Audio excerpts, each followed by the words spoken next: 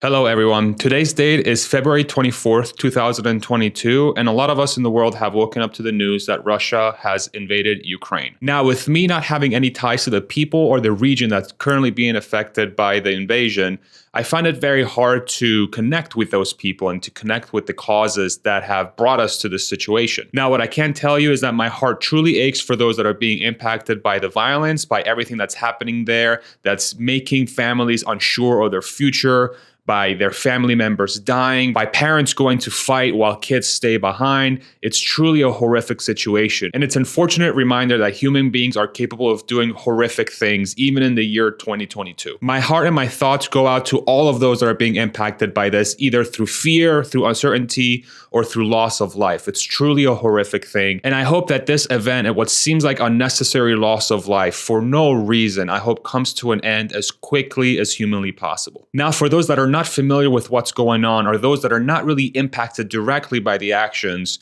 probably fear a lot of what's going on. We live in a world that's crazy connected through information, through the news cycle, Twitter and everything, and we're looking around being very unsure of what to do next, especially those of us that have money in the stock market, those of us that have money in investments, and those of us who are trying to figure out how to build wealth moving forward. Now, I want to be very clear in saying that I'm not a financial expert and I'm not a market expert. I am none of those things. I'm somebody that has invested his money for the last 10 or so years into the stock market, into real estate and other areas, and have lived through different times of volatility. And one of the biggest volatile times that I lived through for my investments, for my money, was when I was invested in Tesla from the years 2012 through now. And between the years of 2015 and 2019, there was an insane amount of volatility with that specific stock. And I chose to be in that stock for multiple reasons. However, being invested during that time has taught me some lessons to really gauge for myself only, if I am comfortable with the investments that I've made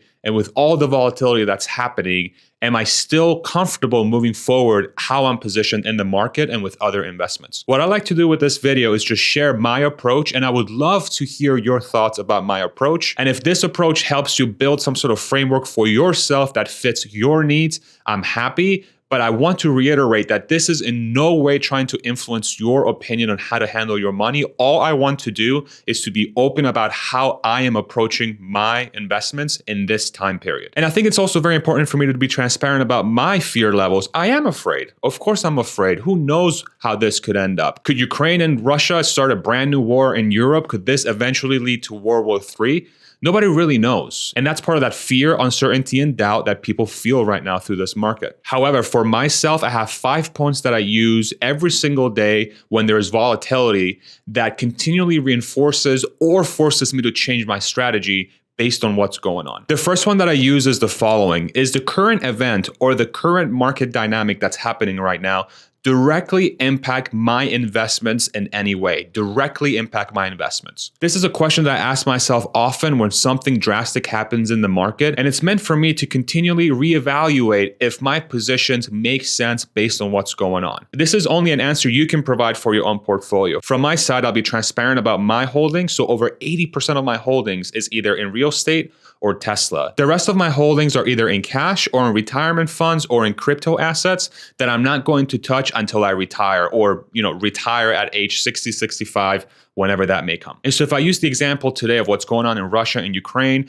I can't draw any direct parallels between what's going on in that situation today and my investments in Tesla or real estate. But the important thing here is that these variables could change every single day. If tomorrow news comes out that says, hey, this is going to lead to something much, much larger, and it may impact the real estate market in Texas or Tesla's ability to grow, then of course I'm going to make different decisions at that point. But today, when I ask myself that question, I can't draw any parallels between the direct impact of the conflict in Ukraine and my investments in real estate and Tesla. Now, the second question is, have I done enough research, and have I done extensive enough research to ensure that my investments are covered by every single thing that could potentially go right or could potentially go wrong? And within that research, am I comfortable with the potential risk factors that are associated to those investments? And so this is obviously different from person to person. Some folks are able to do a lot of research in 2 weeks.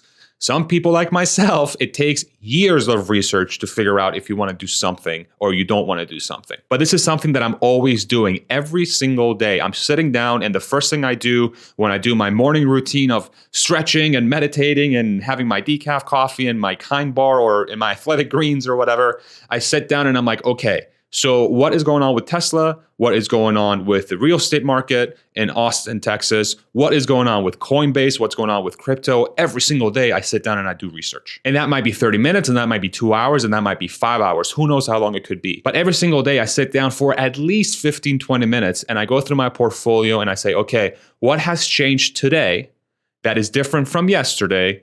And what kind of impact is that? Is that positive or negative? That confidence in your investments is incredibly important, especially in volatile markets. If you're not confident in your investments, that fear of selling and that fear of getting out may be much, much bigger than it actually needs to be. And I've experienced this many times, especially earlier on. A lot of that fear would be born out of, man, I don't know if this is going to happen. I'm not sure if this is going to happen.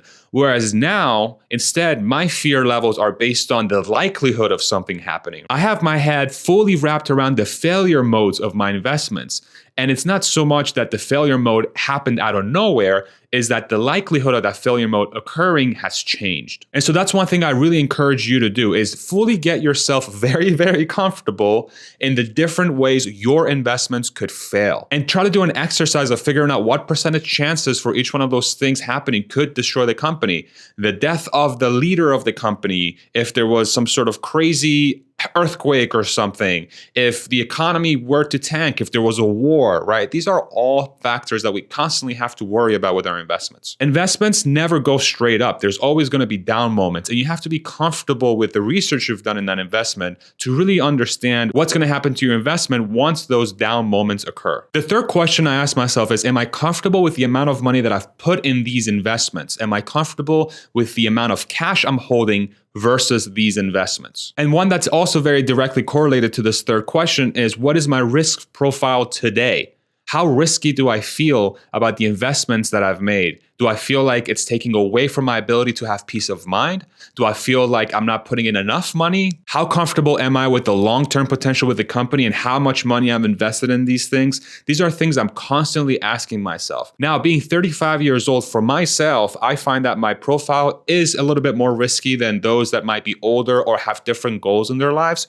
So for myself, I've made the decision to be more comfortable with money outside of cash and being put into investments. So even in the event of a downturn like we have today and have had for the last couple months, I'm still very comfortable with how my money is situated in the market, especially in Tesla and real estate. However, as things change and variables come up, I'm constantly asking myself the question, am I comfortable with how much money I have in these investments? And that's a question only you can answer. Again, this is not something that a person can tell you on YouTube or a news article or somebody can tell you that you should sell something at any time.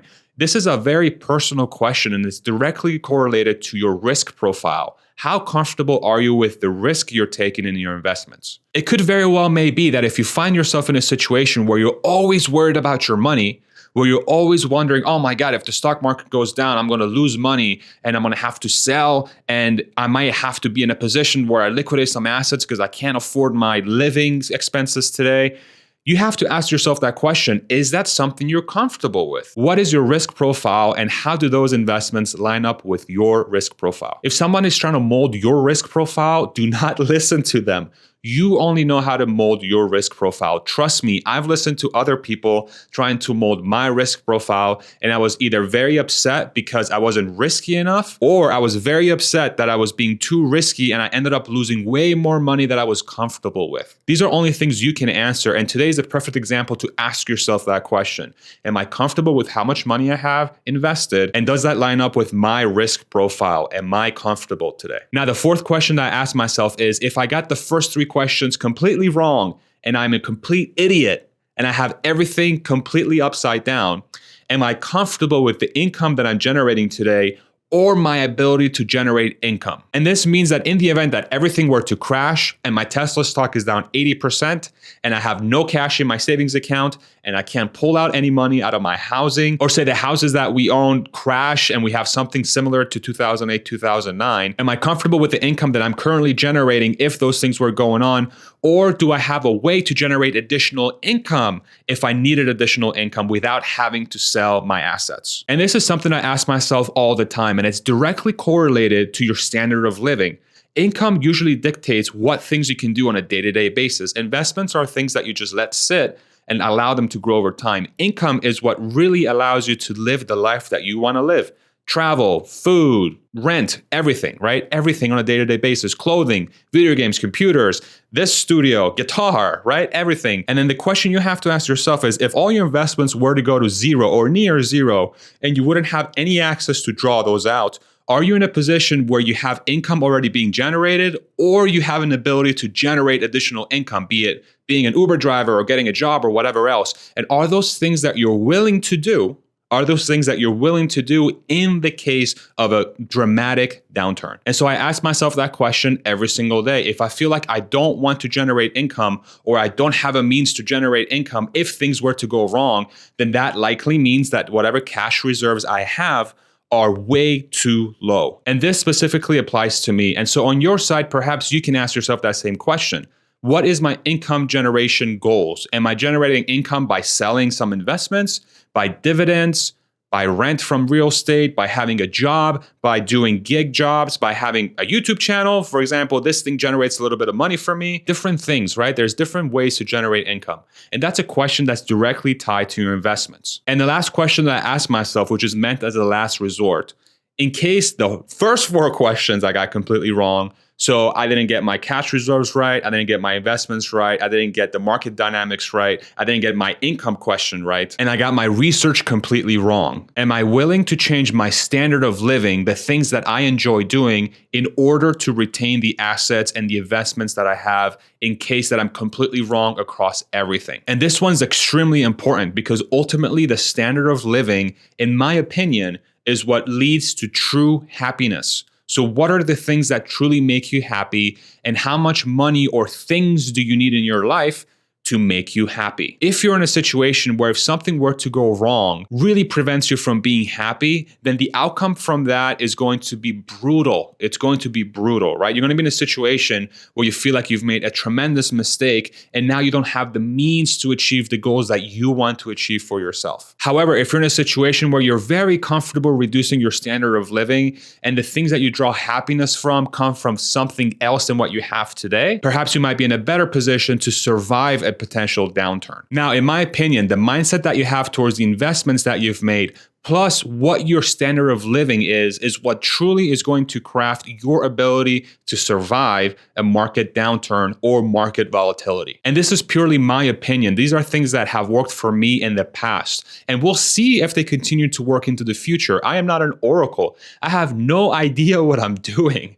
I think a lot of us don't know what we're doing. But the one thing that I've tried to do for myself that I want to share with you to get your thoughts and see if it's helpful for you as well is build a framework that will get me into a mindset or a full understanding of what all the risk and rewards are for everything that I own, and how much I'm comfortable losing, what my tolerance levels are for lowering my standard of living if something were to go wrong, and what other things could be going on that's going to impact my ability to grow my wealth into the future. I hope this video was helpful in the sense that it gave you yet another variable for you to look at to see how you are doing with your own goals, with your own investments. Again, I am not a financial expert. I'm not a financial analyst. I'm not a market expert. I'm not an investment expert. I'm just somebody that for the last 10, 12 years has been able to carve out some things for myself and have lived through some periods of volatility. And there are things that I've built for myself that have helped me really gauge where I am and my comfort level with what's going on. And if that helps you, great. If you don't think it's a good way of doing it, please let me know. I would love to hear more from you. I'm always open to learning. I always want to hear your feedback feedback, and I really, really want to understand how my methods are helping myself or potentially hurting myself. And so whatever thoughts you have about my approach or the current conflict in Ukraine or anything else that's causing the volatility today, drop them in the comments and let's have a conversation. Let's see if we can come together and figure out if there's some ways to navigate this volatility. And hopefully as this conflict evolves, we come to a quick end, a peaceful end where no more lives are lost. We are all human beings. We all live on this planet together. Why are we still hurting each other? Why are we still killing each other? This is a question that humanity has been battling with for thousands of years. And hopefully, as we continue our journey to fulfill our dreams and our goals as humans, we finally figure out the right answer. Thank you so much for watching this video. I hope it was helpful. For those that are being directly impacted by this conflict, I hope you find a safe space and I hope it comes to an end as quickly as possible. And for those that aren't directly part of the conflict, I hope this video was somewhat helpful in how you want to achieve your goals. Stay safe, everybody, and we'll see you on the next one. Bye-bye.